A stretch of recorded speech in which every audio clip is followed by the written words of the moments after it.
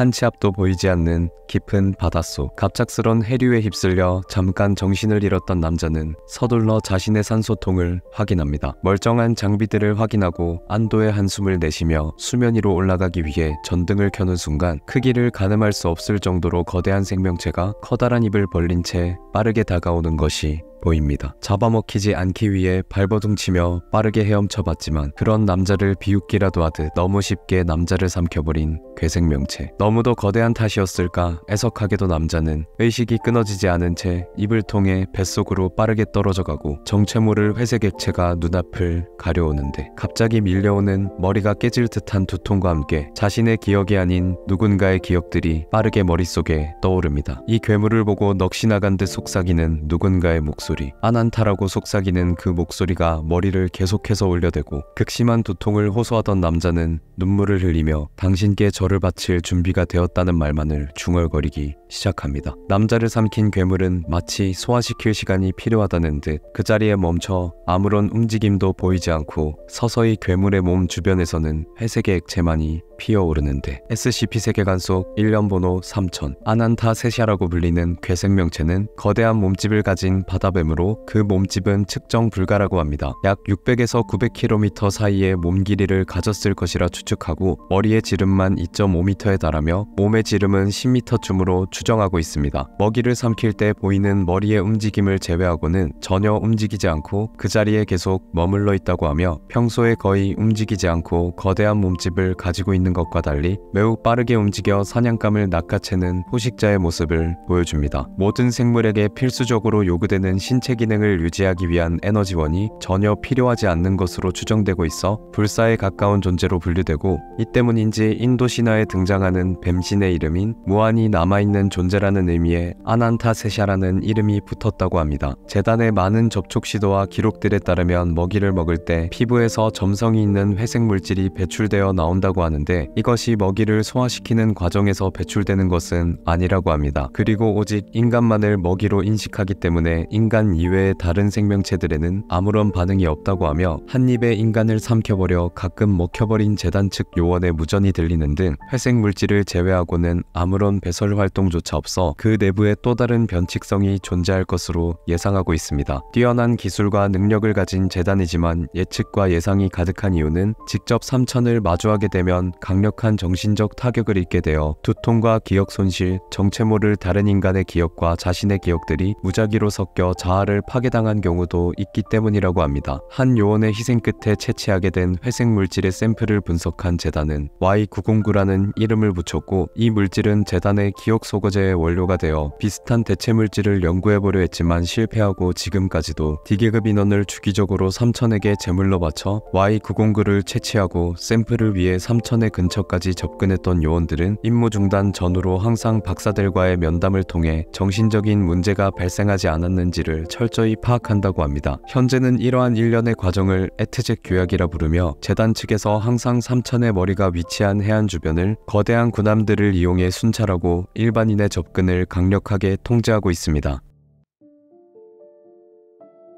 1971년 총 15명의 어부가 타고 있던 두 척의 어선이 인도 해안 근방에서 표류하다 실종된 흔적으로부터 사건은 시작된다. 타 국가의 침략을 걱정한 인도 정부에서는 수색대를 파견했고 근방을 하나하나 수색해 나갔지만 실종된 배를 찾지 못했다. 이에 현지 언론은 외부의 침략도 제대로 막지 못하는 무능한 군대라며 격분하기 시작했고 재단은 이 사건에 관심을 보였다. 재단 연구원들은 이번 실종 사건과 2년 전의 또 다른 사건에서 한 가지 유사성을 발견하게 되어 자신들의 기술력을 이용해 바다 아래 가라앉은 두 어선의 위치를 확인하게 되었고 어선을 발견하는 과정에서 믿을 수 없을 만큼 거대한 존재도 발견했다. 재단 측의 목적은 이 존재가 새로운 변칙적 존재인지 확인하는 것이기에 어선의 발견은 정부 측의 공으로 돌리는 대신 거대한 존재의 발견을 철저하게 숨겨 조용히 탐사 준비를 마쳤다. 재단의 잠수정에 탄 많은 요원들과 한 명의 생물학자가 거대한 존재를 마주하기 위해 어두운 바닷속으로 향했다. 잠수정 내부에는 불안감이 짙게 가라앉아 있었지만 유독 생물학자의 불안이 극도에 달한 것처럼 보였다. 쉴 새 없이 흐르는 땀을 닦아내는 모습에 한 요원이 괜찮냐 물었고 그는 자꾸만 자신이 감당할 수 없는 문제에 접근하고 있다는 불안감이 마음을 불편하게 만든다고 하였다. 그 사이 잠수정은 어느새 개체의 바로 앞까지 도달했고 생물학자는 눈물을 쏟아내며 아니라는 말을 계속 반복해댔다. 하는 수 없이 그에게 진정제를 투여하고 잠수정을 통해 처음으로 거대한 개체의 머리를 관측했다. 여태 잠수정을 맴돌던 불안감이 선원들의 입에서 혼란스러움으로 표출되기 시작했지만 선장은 그저 질소 중독 증상일 뿐이라며 더 가까이 접근할 것을 명령했다. 거리는 어느새 50m 정도만을 남겨두고 있을 만큼 가까워졌고 움직임이 없던 개체는 천천히 고개를 돌려 우리를 쳐다봤다. 생물학자는 초점이 사라져버린 눈으로 비명을 지르며 머릿속에서 진정한 모습이 보인다는 말을 하고는 잠수정 창문으로 뛰어들어 아주 강하게 머리를 쳐박았다. 강화 유리에 금이 갈 정도로 반복했고 정신을 차린 소수의 요원들이 그를 저지한 채 선장의 지시에 따라 황급히 지상으로 올라갔다. 잠수정이 올라가는 동안 그는 계속해서 똑같은 말만을 반복했고 응급처치를 해봤지만 수면 위로 도착했을 때 그의 숨은 끊어지고 말았다. 그때는 몰랐지만 호기심에 그 생물을 보기 위해 잠수정을 타고 내려가서 눈을 마주한 지금은 알 수 있다. 그때 그가 느꼈을 공허함과 압도될 만큼의 어둠을. 아직도 매 순간 그 생물의 눈이 떠오른다.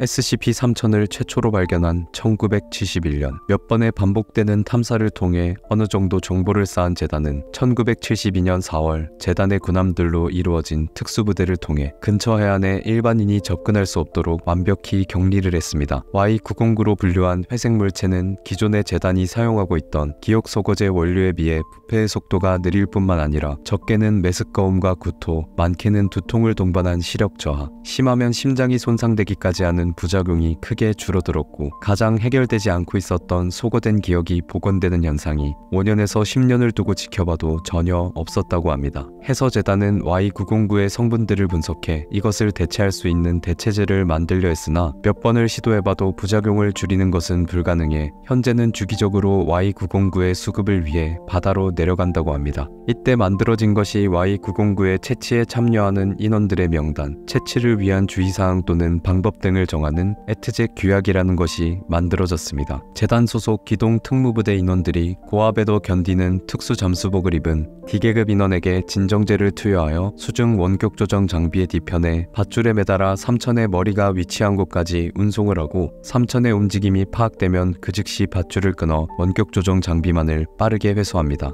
이때 항상 3000이 머무르고 있는 해안을 감시하는 잠수부 팀이 대기하고 있다. 3000이 먹이를 섭취한 지 약 2시간 30분이 지나기 전에 지휘실에 인가를 받고 잠수정에서 조심스레 내려 Y909를 채취합니다. Y909는 먹이를 섭취했을 시에만 배출이 되는데 배출되는 시간 동안에는 직접 3000을 마주했을 때 오는 정신적 혼란이 약해지는 시기인 것을 밝혀내어 그 시간이 지나기 전에 빠르게 임무를 수행하고 에레미타호라고 불리는 이 잠수정에 배정된 인원들은 그 어떠한 경우에도 지휘실에 인가 없이 내리게 된다면 실종으로 처리되고 다시 탑승하는 것은 불가능하다고 합니다. 그렇게 무사히 채취를 끝내고 나면 수면으로 올라가기 전에 안전용기에 Y909를 옮겨 담고 제일 먼저 채취해 나갔던 인원들의 정신감정이 우선적으로 이루어집니다. 인지에 손상이 생긴 인원은 지휘실로 복귀해 격리된 채 치료에 들어가고 혹여나 3000이 완전히 먹이를 섭취하지 않았는데 먼저 내리기를 시도하는 인원이 있다면 그날은 혹시 모를 사고에 대비하기 위해서 임무를 즉시 중단한 채 전 인원들의 정신감정에 들어간다고 전해집니다. 재단조차도 그 실체를 전부 파악할 수 없을 만큼의 거대한 몸집과 마주하게 되면 기억의 손상과 인지의 오류를 불러오고 오직 인간만을 먹이로 인식하며 알 수 없는 액체를 배출하는 존재. SCP-3000 아난타세샤. 세상이 멸망했을 때도 끝까지 자신의 자리에 남아있었다는 인도 신화 속 뱀신 아난타의 이름으로 불리는 만큼 세상의 끝을 알기에 그와 마주하게 되면 끝없는 공허를 보는 것이라는 괴담을 가진 존재. 여러분이 상상하는 SCP-3000의 모습은